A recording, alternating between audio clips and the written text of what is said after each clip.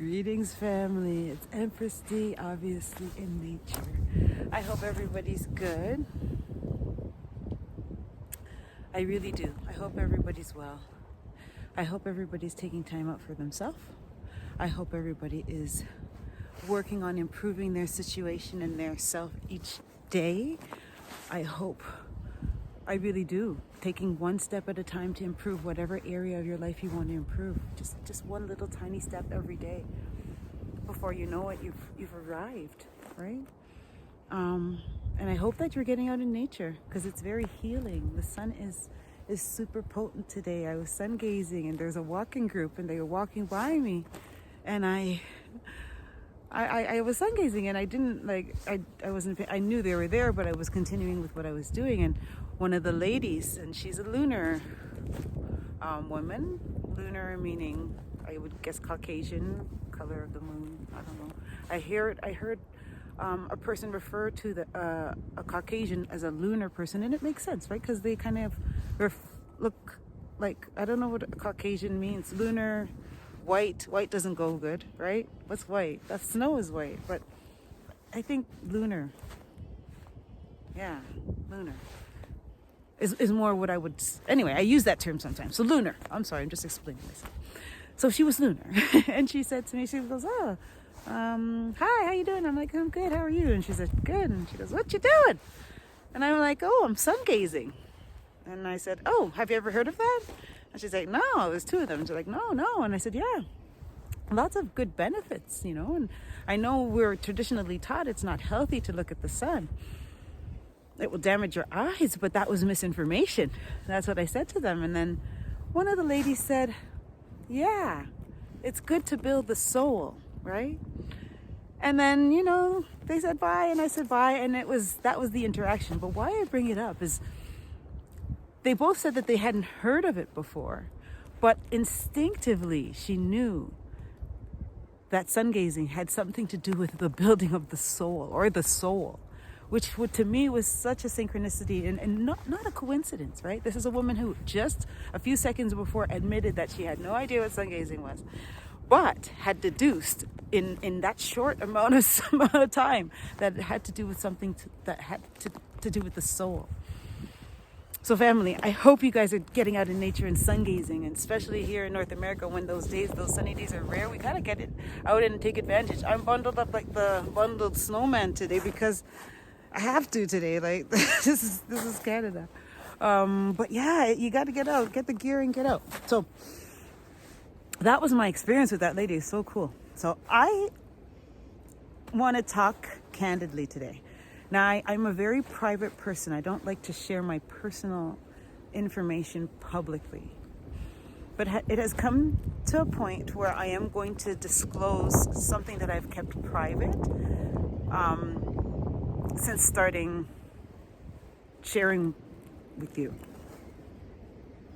So I work as a nurse practitioner, so a primary healthcare nurse practitioner. So a nurse practitioner is a nurse that has extended abilities to be able to care for patients independently. So we can assess them, we can diagnose their issue, we can treat their issue, meaning prescribe.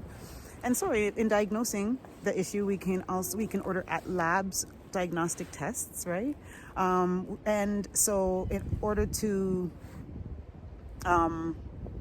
and prescribing, right, is part of the treatment as well. So we can prescribe medications and so on and so forth.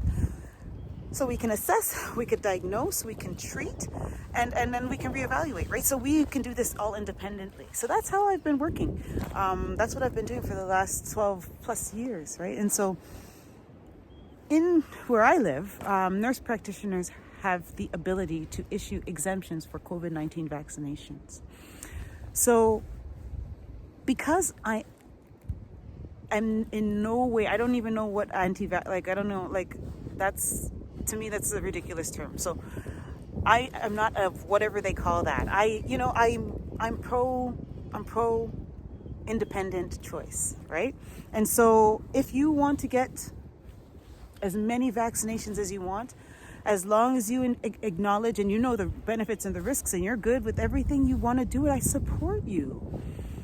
But at the same time, if you don't want to take a vaccine because you've done research, you've been educated, you want to make your informed choice, and you choose not to take it, I support you as well.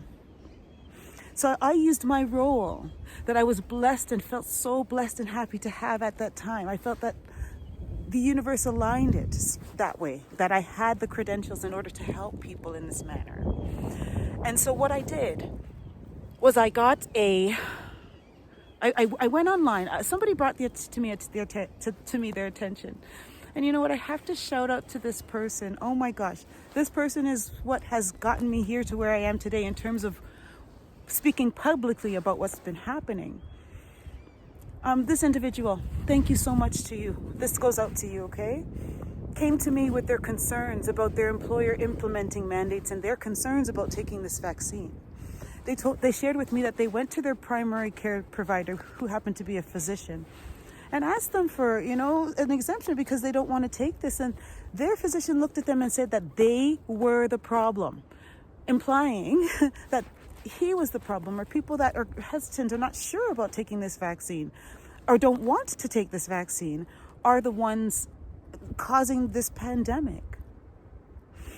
That's injustice. I can't stand for that. So I said, you know what, I'm going to go and see if I can help this individual. So I went online and I found a document put out by the Chief Medical Officer of Health outlining guidelines, okay, for implementing these COVID-19 vaccine mandates for employers. And these employers were particularly those that employ healthcare providers. So not the general public. It wasn't put out for the general public. I'm not sure what was put out for the general public, but I found this document that was put out for healthcare providers, essentially those that employ healthcare providers, in order to guide them in implementing the COVID-19 vaccine mandates, right? So this is what this document was that I found, that I used to find a way in order to help people make an informed choice.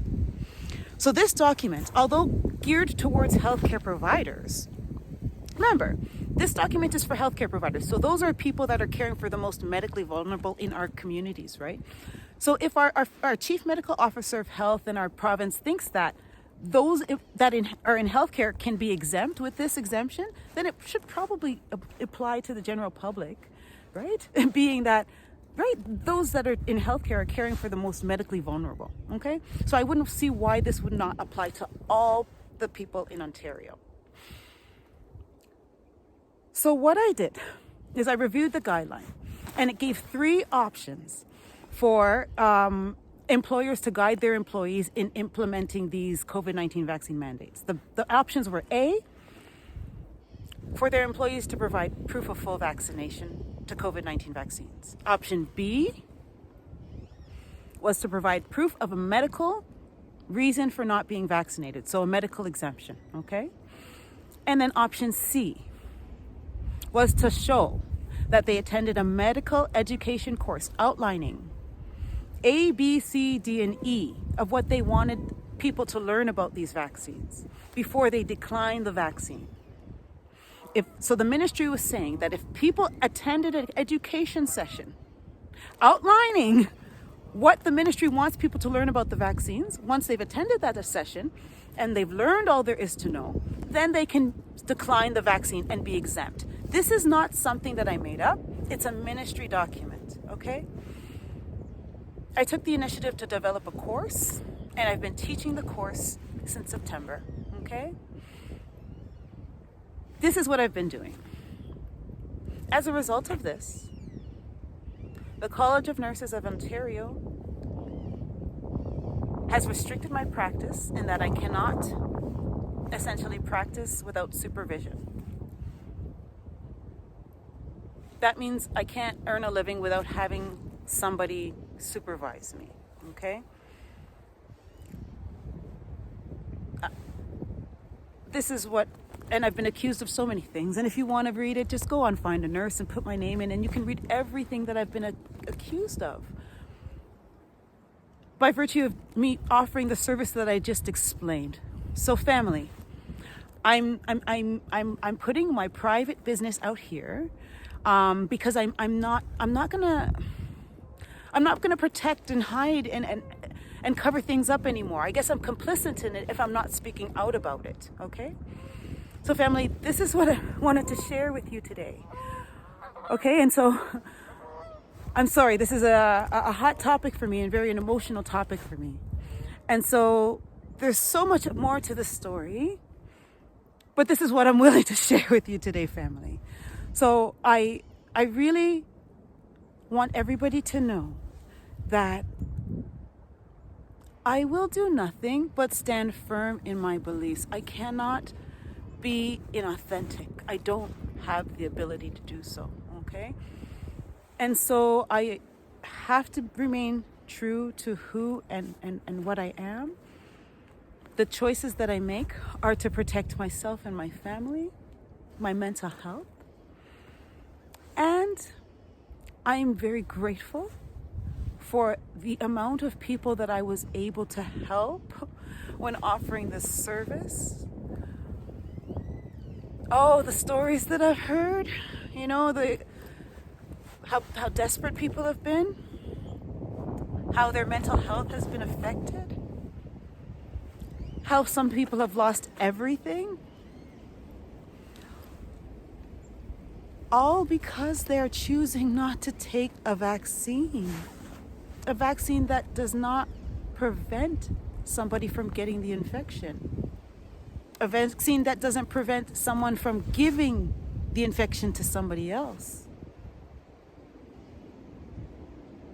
a vaccine that it's not a guarantee, because a vaccine that's touted to lessen the severity of your infection and lessen your chances of being hospitalized. I'm not even going to try to search the facts and the stats, but I know that there's only about maybe 11% of the Canadian population over the age of 5 that have not been vaccinated against COVID-19 with at least one dose. So I don't know how such a small population could be overcrowding these hospitals, okay? We have to really think about what's going on here, family, okay? I thank you guys for taking the time to listen to this message. And I love and I value each and every one of you, family. One love.